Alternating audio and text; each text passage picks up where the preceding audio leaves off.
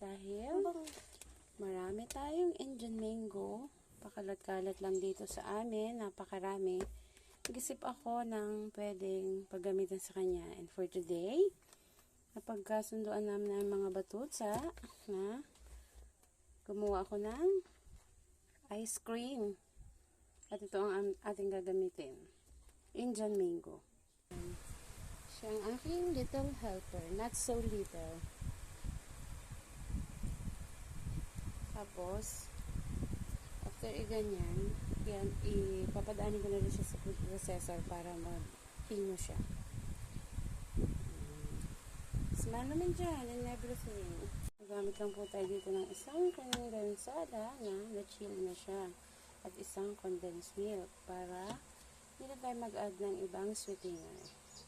Start na po. Kondensada, na-chill na siya.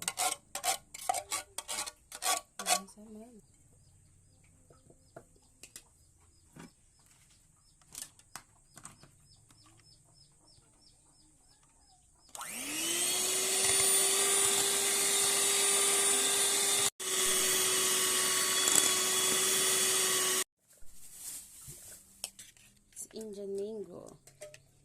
Yummy, yummy. It's about 8 to 10 pieces, if I'm not mistaken.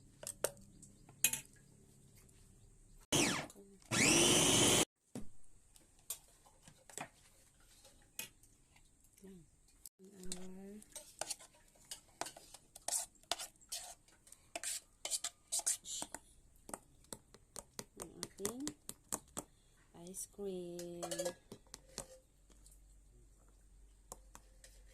Put our cheese.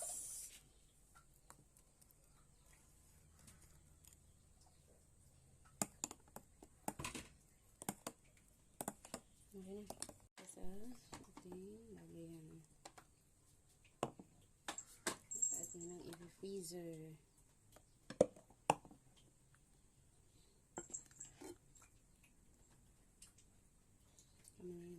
Yan, matigas na ang ating Indian mango ice cream.